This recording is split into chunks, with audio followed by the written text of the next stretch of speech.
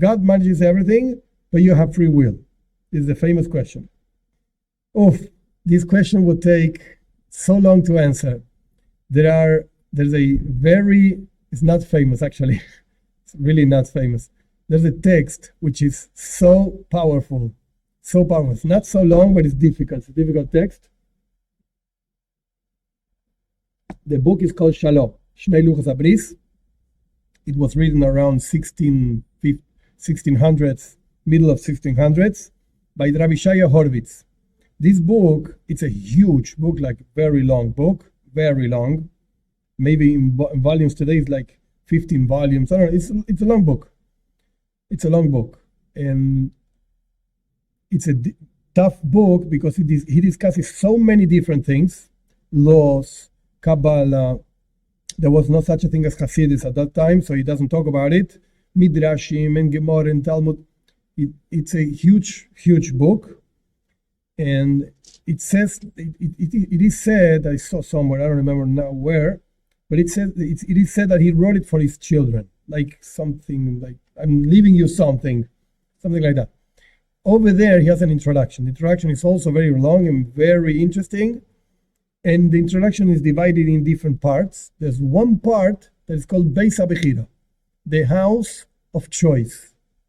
It's not such a long part actually, and over there he discusses free will, and he brings from all kinds of sources before him what is free will, how does it mean, what does it mean, how does it work, and he basically reaches this question, which is a famous question.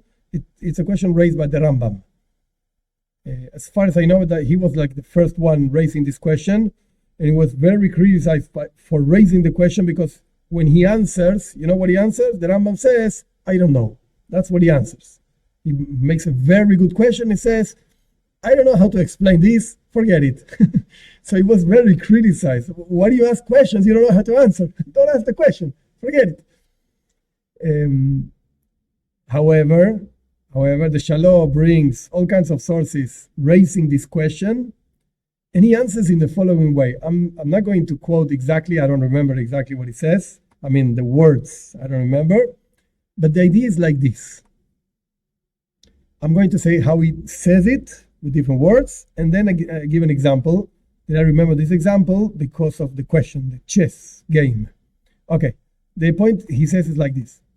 Each one of us, each step we take, we open a whole number of possibilities. Like, for instance, right now I'm sitting in Argentina, in Buenos Aires. It's impossible, it's really, really impossible for me, like a regular human being, to be in the next 10 minutes in China. It's impossible. I can't. Even if I take a plane, if I take the fastest plane in the world, whatever, it's impossible. Okay, so that's not a choice. It's not even a possibility. Forget it. Can I cut the class and go home? Yeah, I could do that. I'm not doing it, but I could. Yeah, it's a possibility. Okay, there's a number of possibilities a person can do in any situation he finds himself at.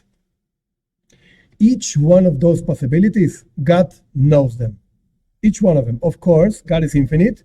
To him, I could be in the next 5 minutes in China. For him, it's not a problem. For me, it's a problem because I'm a human being.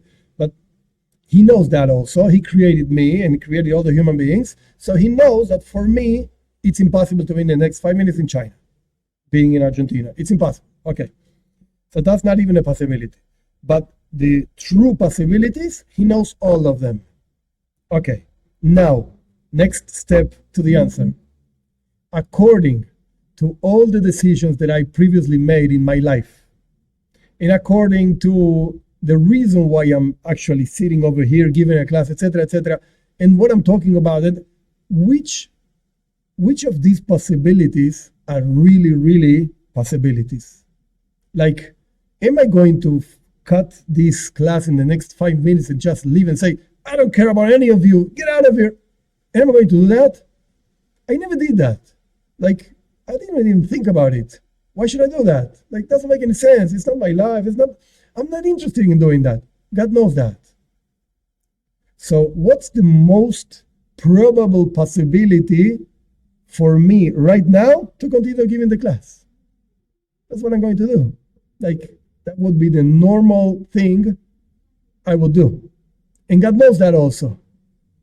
But, next step, who is really deciding that I'm sitting here and I'm going to finish this class whenever it finishes?